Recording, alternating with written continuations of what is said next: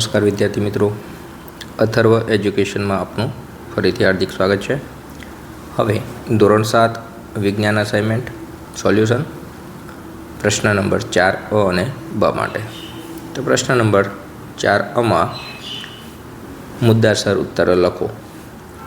તો પહેલો પ્રશ્ન છે, હૃદયની આકૃતિ આંતરિક રચના આકૃતિ દોરીને સમજાવો. તો અહીંયા હૃદયની આપણી જે આકૃતિ છે એને ખાસ ધ્યાનથી જોવું, સમજવું, એમાં આપેલા દરેક ભાગ દોરવાનો પ્રયત્ન કરવો, જેથી આપણે સરળતાથી એના આધારે લખી શકાય. તો આકૃતિને જોયા પછી એમાં આંતરિક રચના, તો આંતરિક રચના શું છે? તો હૃદયની વચ્ચે સ્નાયુઓ એક ઊભો સળંગ પડદો હોય છે, જે તેને ડાબા અને જમણા એમ બે ભાગમાં વહેંચે છે. આ બંને ભાગોમાં એક એક આડો પડદો હોય છે અને આમ હૃદયના 4 ખંડો હોય છે. ઉપરના ખંડને કર્ણકો અને નીચેના ખંડને ક્ષેપકો કહેવામાં આવે છે. જમણા કર્ણક અને જમણા ક્ષેપકની વચ્ચે ખુલતા વાલ્વ હોય છે. ડાબા કર્ણક અને ડાબા ક્ષેપકની વચ્ચે ક્ષેપક તરફ ખુલતો વાલ્વ હોય છે. પ્રશ્ન નંબર 2, હૃદયના કાર્યનું વર્ણન કરો. તો કાર્ય, શરીરના વિવિધ ભાગોમાંથી કાર્બન ડાયોક્સાઇડયુક્ત રુધિર 2 મહાશિરાઓ મારફતે જમણા કર્ણકમાં આવે છે. તે જ વખતે ફેફસામાંથી આવતું ઓક્સિજનયુક્ત એટલે કે શુદ્ધ રુધિર ફુસુપ્સીય શિરાઓ મારફતે ડાબા કર્ણકમાં આવે છે. હવે કર્ણકોનું સંકોચન થતાં જમણા કર્ણકમાંનું રુધિર જમણા ક્ષેપકમાં આવે છે અને ડાબા કર્ણકમાંનું રુધિર ડાબા ક્ષેપકની અંદર આવે છે. ક્ષેપકોનું સંકોચન થતાં જમણા ક્ષેપકમાંનું કાર્બન ડાયોક્સાઇડયુક્ત રુધિર ફુસુપ્સીય ધમની મારફતે ફેફસામાં જાય છે અને ડાબા ક્ષેપકમાંથી ઓક્સિજનયુક્ત એટલે કે શુદ્ધ રુધિર મહાધમની મારફતે શરીરના વિવિધ ભાગોમાં જાય છે. આમ હૃદયના સંકોચન અને વિકોચનની ક્રિયાથી રુધિરના વહનની ક્રિયા સતત ચાલતી રહે છે. સંકોચન એટલે ભેગા થવું અને વિકોચન એટલે છૂટા પડવું એટલે કે દૂર જવું. પ્રશ્ન નંબર 3, મનુષ્યનું ઉત્સર્જન તંત્ર આકૃતિ દોરી વર્ણવો. તો આકૃતિ તમે જોઈ શકો છો.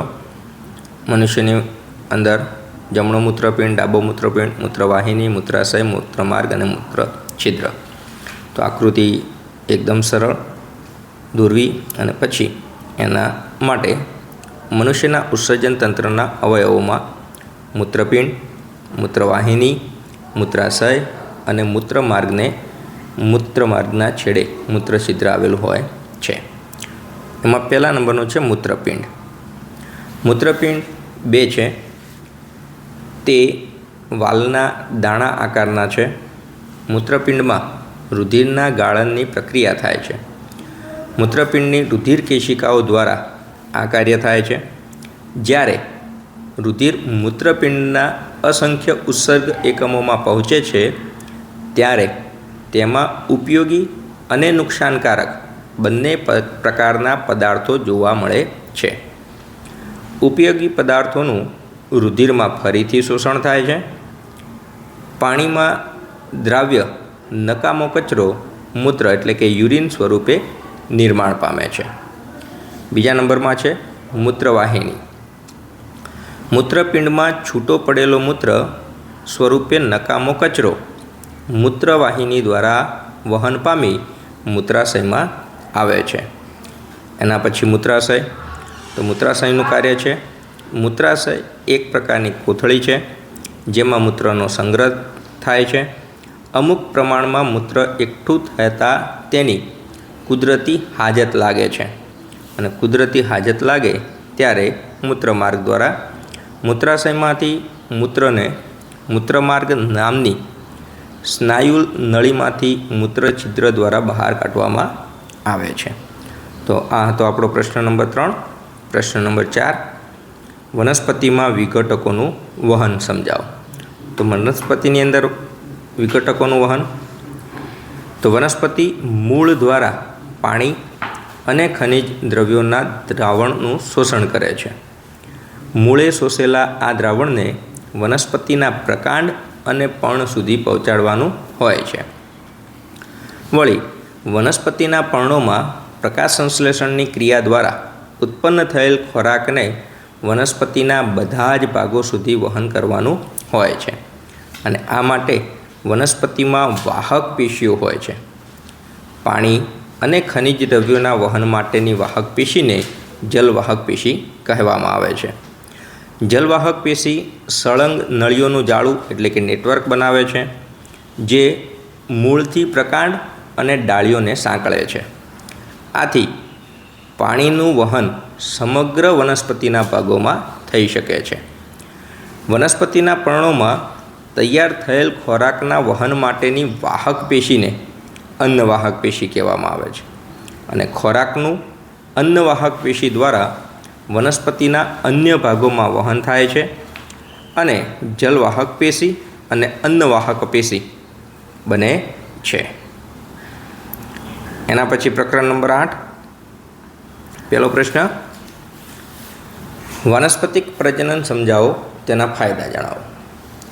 તો વાનસ્પતિક પ્રજનન મૂળ, પ્રકાંડ, પર્ણ અને કલિકા જેવા વનસ્પતિના ભાગો વાવી તેમાંથી નવો છોડ ઉત્પન્ન કરી શકાય છે. આ પ્રકારના પ્રજનનને વાનસ્પતિક પ્રજનન કહેવામાં આવે છે. વાનસ્પતિક પ્રજનન દ્વારા ઝડપથી નવા છોડ ઉત્પન્ન કરી શકાય છે. દાખલા તરીકે બટાકાની આંખ રોપીને બટાકાનો છોડ ઉગાડી શકાય છે. પાન ફૂટીના પર્ણ પરની કલિકામાંનો નવો છોડ ઉગાડી શકાય છે. ગુલાબ અને મહેંદીની નાની ડાળીઓ એટલે કે ટુકડા કરી એને કલમ કહેવામાં આવે છે, તે રોપીને તેમના છોડ ઉગાડી શકાય છે. વનસ્પતિક પ્રજનન એક પ્રકારનું અલિંગી પ્રજનન છે.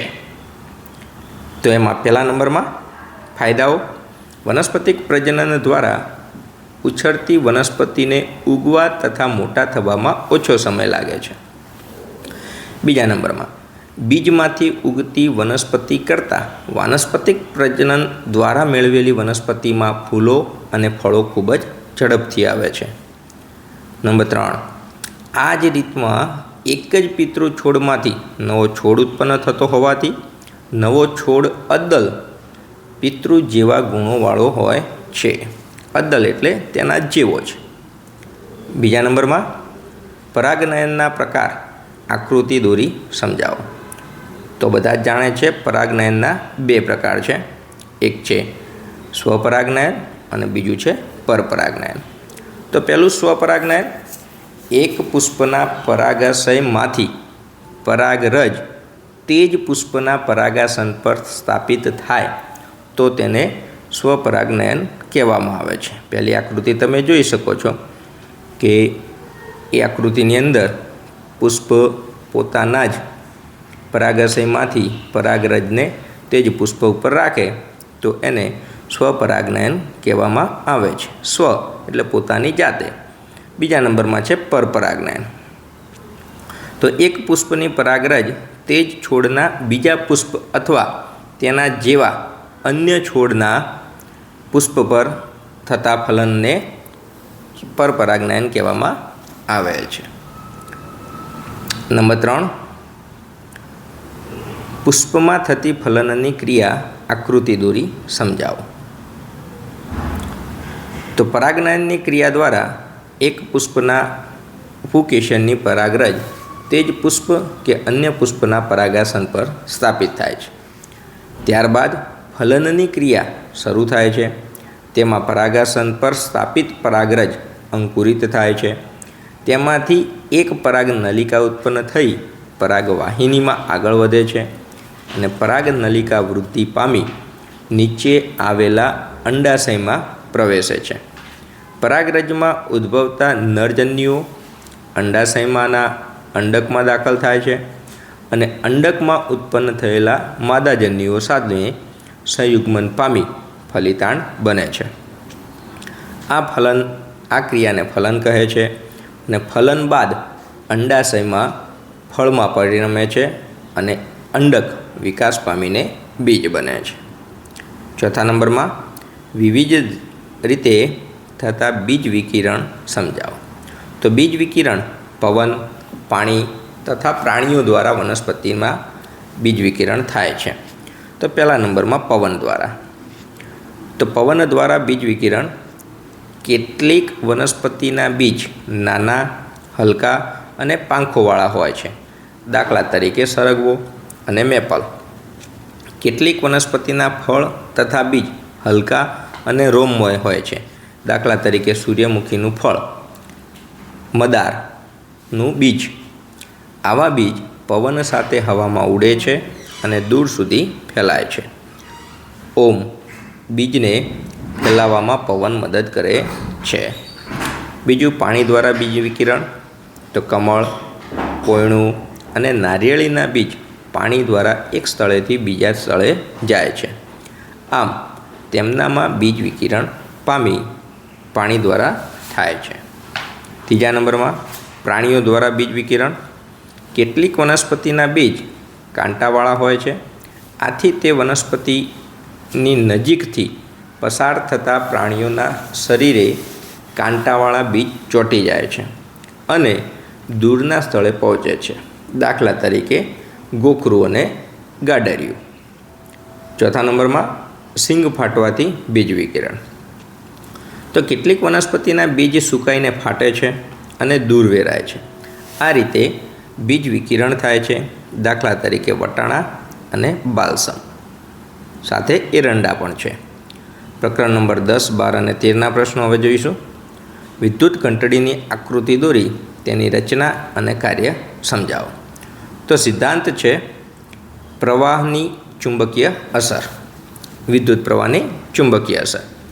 રચના એમાં પહેલા નંબરમાં લાકડાના બોર્ડ પર એક લોખંડના ટુકડા પર વીંટાળેલા વિદ્યુતના તારનું ગૂંચળું કીટ કરેલું હોય છે. ગૂંચળું વિદ્યુત ચુંબક તરીકે વર્તે છે. વિદ્યુત ચુંબકની નજીક નરમ લોખંડની પટ્ટી રાખવામાં આવે છે. તેના એક છેડે લોખંડની હથોડી જોડેલી હોય છે. આ હથોડીની સામે સહેજ દૂર ધાતુની વાટકી સ્ક્રૂ વડે બેસાડેલી હોય છે. નરમ લોખંડની પટ્ટીની નજીક સંપર્ક સ્ક્રૂ રહેલો હોય છે અને વિદ્યુત ચુંબકના બે છેડા પૈકી એક છેડાને નરમ લોખંડની પટ્ટી સાથે અને બીજા છેડાને વિદ્યુત કોષ મારફતે સ્ક્રૂ સાથે જોડવામાં આવે છે. તો આપણે આકૃતિ જોઈએ. તો સૌથી ઉપર વાટકી આપેલી છે, એની બાજુમાં હથોડી, નરમ લોખંડની પટ્ટી પણ છે. તમે જોઈ શકો છો જે વિદ્યુત ચુંબક જમણી બાજુ આપણને આપેલું છે અને નીચે વિદ્યુત કોષ પણ આપેલો છે, એટલે કે પાવર બેટરી જે આપણે કહીએ છીએ તે. હવે એનું કાર્ય શું છે? તો કાર્ય છે કે સ્વિચ દબાવવાથી વિદ્યુત પરિપથ પૂર્ણ થાય છે અને આથી વિદ્યુત ચુંબકમાં વિદ્યુત પ્રવાહ પસાર થવાથી તેમાં ચુંબકત્વ ઉત્પન્ન થાય છે. તેથી નરમ લોખંડની પટ્ટી વિદ્યુત ચુંબક તરફ આકર્ષાય છે અને આકર્ષાયા પછી આ વખતે પટ્ટીને છેડે રહેલી હથોડી ધાતુની વાટકી સાથે અથડાય છે અને અવાજ ઉત્પન્ન કરે છે. વિદ્યુત ચુંબક લોખંડની પટ્ટીને આકર્ષે છે તે વખતે સ્ક્રૂનું જોડાણ પટ્ટી સાથે તૂટી જતાં વિદ્યુત પરિપથમાં ભંગાણ પડે છે અને ગૂંચળામાંથી વહેતો વિદ્યુત પ્રવાહ અટકી જાય છે. ગૂંચળું હવે ચુંબક તરીકે રહેતું નથી, તેથી તે લોખંડની પટ્ટીને આકર્ષી શકતું નથી. લોખંડની પટ્ટી તેના મૂળ સ્થાને પછી આવતા તે ફરીથી સ્ક્રૂના સંપર્કમાં આવે છે. પટ્ટી સ્ક્રૂના સંપર્કમાં આવતા વિદ્યુત પરિપથ પૂર્ણ થાય છે અને ગૂંચળામાં વિદ્યુત પ્રવાહ વહે છે. આથી ગૂંચળું ચુંબક બનતા લોખંડની પટ્ટીને આકર્ષે છે અને ફરીથી હથોડી ધાતુની વાટકી સાથે અથડાઈ અવાજ ઉત્પન્ન કરે છે. આ પ્રક્રિયા ઝડપથી, ક્રમિક અને પુનરાવર્તિત પામે છે અને ઘંટડી સતત રણકતી રહે છે, એટલે કે અવાજ કરતી રહે છે. બીજો પ્રશ્ન છે ફ્યુઝ. તો ઘરમાં જોવા મળતા વિદ્યુત પરિપથમાં ફ્યુઝ રાખવામાં આવે છે. મુખ્ય ફ્યુઝ સામાન્ય રીતે ઇલેક્ટ્રિક મીટરની બાજુમાં મૂકવામાં આવે છે. ફ્યુઝમાં ખાસ જાતનો ધાતુનો એટલે કે કલાઈ અને સીસાની મિશ્ર ધાતુનો પાતળો તારનો ટુકડો ફ્યુઝના પોર્સેલિયનના બનેલા હોલ્ડરમાં એ અને બી ભાગને જોડતો રહે તે માટે બાંધવામાં આવે છે. ફ્યુઝનો તાર સહેલાઈથી પીગળી જાય તેવો હોય છે. જ્યારે વિદ્યુત પરિપથમાં વિદ્યુત પ્રવાહનું પ્રમાણ નિયત મર્યાદા કરતાં વધી જાય છે ત્યારે ફ્યુઝનો તાર પીગળી જાય છે. આને ફ્યુઝ ઉડી ગયો એમ કહેવાય છે. ફ્યુઝનો તાર પીગળી જવાથી વિદ્યુત પરિપથ ખુલ્લો થાય છે. આથી વિદ્યુત ઉપકરણમાં વિદ્યુત પ્રવાહ વહેતો બંધ થઈ જાય છે અને તેમને થતું નુકસાન કે આગ લાગવાનો બનાવ અટકે છે. ઉડી ગયેલા ફ્યુઝનો નવો તાર બાંધી ફ્યુઝને કાર્યરત કરી શકાય છે, પણ યોગ્ય તાર ફ્યુઝમાં લગાડવામાં આવે તો કોઈ જાનહાનિ થઈ શકતી નથી. ત્રીજા નંબરમાં જંગલોની ઉપયોગિતા. તેમાં પહેલો મુદ્દો છે જંગલોમાં વિવિધ પ્રકારની વનસ્પતિઓ અને પ્રાણીઓ હોય છે. જંગલો તેમને કુદરતી રહેઠાણ આપે છે અને આમ જંગલો સજીવ સંપત્તિથી ભરપૂર છે. બીજામાં જંગલો માનવીને ખોરાક, ઘાસચારો, ઇમારતી લાકડું, બળતણ માટેનું લાકડું, જડીબુટ્ટીઓ, ગુંદર, રેઝિન, કાથો, મરી મસાલા, વાંસ, રબર વગેરે પૂરું પાડે છે. 3માં જંગલો વાતાવરણને ઠંડુ રાખે છે, આજુબાજુના વિસ્તારમાં વરસાદ લાવે છે, ગરમી નિયંત્રણમાં રાખે છે અને ગ્લોબલ વોર્મિંગ અટકાવવામાં મદદરૂપ બને છે. પોષણ દ્રવ્યોના ચક્ર અને જળચક્રમાં મહત્ત્વનો ભાગ ભજવે છે. 4માં જંગલો જમીનનું ધોવાણ અટકાવે છે, પૂરનું નિયંત્રણ કરે છે અને ભૂમિની ફળદ્રુપતા જાળવે છે. જંગલોના વૃક્ષો પ્રકાશ સંશ્લેષણની ક્રિયા દ્વારા કાર્બન ડાયોક્સાઇડ અને ઓક્સિજન વાયુનું સંતુલન કરે છે, હવાને શુદ્ધ કરે છે અને વાતાવરણને પ્રદૂષિત થતું અટકાવે છે. 6માં જંગલોના વૃક્ષો પાણીને વહી જતું રોકે છે અને ભૂમિમાં અનુશ્રવણ દ્વારા ભૂગર્ભ જળની જાળવણી કરે છે. 7મામાં અવાજનું પ્રદૂષણ અટકાવે છે, વાતાવરણ શાંત અને ખુશનુમા રાખે છે, જંગલોમાં વસતા લોકોની જરૂરિયાત પૂરી કરે છે, પર્યાવરણની જાળવણીમાં તે અગત્યનો ભાગ ભજવે છે. 4થો પ્રશ્ન છે ઘરના કચરાને ગટરમાં નાખતા પહેલાં શું ધ્યાન રાખવું જોઈએ? તો આપણે ગમે તેવો કચરો ગટરમાં નાખવો ન જોઈએ. તો એના માટે એક ખાદ્ય તેલો અને ચરબીને ગટરમાં ના ખાલી કરવા જોઈએ. તે પાઇપમાં જામી જાય છે અને તેને બંધ કરી દે છે. આમ તે પાણીની ગાળણ પ્રક્રિયાની અસરકર્તાને ઘટાડે છે. તેથી તેલ અને ચરબીને કચરાપેટીમાં નાખવા જોઈએ. બીજામાં જંતુનાશકો, મોટર ઓઇલ, દવાઓ જેવા રસાયણો પાણીના શુદ્ધિકરણમાં મદદ કરતા સૂક્ષ્મજીવોને મારી નાખે છે. તેથી તેમાં રસાયણોને ગટરમાં સીધા જ ન નાખવા જોઈએ. 3. વપરાયેલ ચાની પત્તીઓ, વધેલી ખાદ્ય સામગ્રી, કપાસ અને ટુવાલ વગેરેને ગટરમાં ન નાખતા તેને કચરાપેટીમાં નાખવા જોઈએ. અહીંયા પ્રશ્ન 4A પૂર્ણ થાય છે. પ્રશ્ન 4B નીચેના પ્રશ્નોના ટૂંકમાં ઉત્તર આપો. પ્રકરણ નંબર 7. પહેલો પ્રશ્ન છે જો રુધિરમાં રુધિર કર્ણિકાઓ ન હોય તો શું થાય? જવાબ છે રુધિર ગંઠાઈ જવાની પ્રક્રિયા રુધિરમાં રહેલી રુધિર કર્ણિકાઓને આભારી છે. આપણા શરીરના કોઈ ભાગમાં ઈજા થાય કે ઘા પડે ત્યારે રુધિર વહેવા માંડે છે. રુધિરમાં રહેલી રુધિર કર્ણિકાઓ વહેતા રુધિરને ગંઠાવી દે છે. આથી થોડી વારમાં આપમેળે રુધિર વહેતું અટકી જાય છે. જો રુધિરમાં રુધિરકર્ણિકાઓ ન હોય તો ઈજા થતાં કે ઘા પડતા રુધિર ગંઠાઈ જવાની ક્રિયા ન થાય. આથી શરીરનું બધું જ રુધિર વહી જાય, જે પ્રાણઘાતક નીવડે છે. બીજો પ્રશ્ન છે, રુધિરના ઘટકો જણાવી તે દરેકના કાર્ય લખો. તો રુધિરના ઘટકો: 1. રુધિર રસ, તે શરીરમાં પોષક દ્રવ્યોનું વહન કરે છે. 2. રક્તકણો, તે શરીરના કોષોમાં ઓક્સિજન પહોંચાડે છે. 3. શ્વેતકણો, તે શરીરનું રોગ સામે રક્ષણ કરે છે. અને 4. રુધિરકર્ણિકાઓ, તે રુધિરને ગંઠાઈ જવાની ક્રિયામાં મદદ કરે છે. પ્રશ્ન નંબર 3, શા માટે શરીરના બધા જ ભાગોને રુધિરની જરૂરિયાત હોય છે? તેમાં પહેલો છે, રુધિરમાં ખોરાકના પોષક દ્રવ્યો અને ઓક્સિજન હોય છે, જે શરીરના બધા જ ભાગોના કોષોને કાર્ય કરવા માટેની શક્તિ પ્રદાન કરે છે. બીજું, શરીરના ભાગોમાં ઉત્પન્ન થયેલ ઉત્સર્ગ દ્રવ્યોનું વહન રુધિર કરે છે અને તેમને ઉત્સર્જન તંત્રના અવયવો સુધી પહોંચાડે છે. 3. રુધિરમાં ઉત્સેચકો અંતઃસ્રાવ હોય છે, જેને શરીરના બધા જ ભાગોમાં પહોંચાડવાના હોય છે. ચોથા નંબરનો પ્રશ્ન, શા માટે ઉત્સર્ગ દ્રવ્યોનો નિકાલ થવો જરૂરી છે?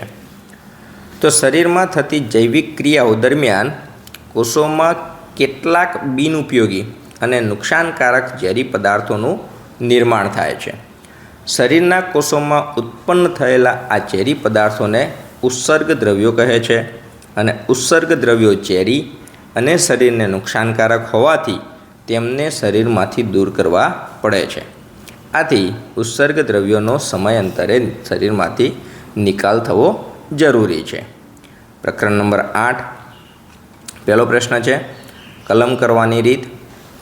તો કલમ કરવી: ગુલાબ કે ચંપાની ડાળીને ગાંઠથી કાપીને આ ટુકડાને જમીનમાં રોપવામાં આવે છે અને તેમનો છોડ વિકાસ પામે છે. ઉપયોગમાં લીધેલ ટુકડાને કલમ કહે છે અને આ રીતને કલમ કરવી કહે છે. ગુલાબ, ચંપો, મેદી વગેરેની કલમ રોપીને છોડ ઉત્પન્ન કરી શકાય છે. આને વાનસ્પતિક પ્રજનનની કૃત્રિમ પદ્ધતિ પણ કહેવામાં આવે છે. બીજો પ્રશ્ન છે, કલિકા સર્જનની રીતે થતું અલિંગી પ્રજનન. તો કલિકા સર્જન: ઈષ્ટ એકકોષી સજીવ છે. તે કલિકા સર્જન દ્વારા અલિંગી પ્રજનન કરે છે. ઈષ્ટના કોષમાંથી એક નાનું બલ્બ જેવું પ્રલંબન જોવા મળે છે, જેને કલિકા કહે છે.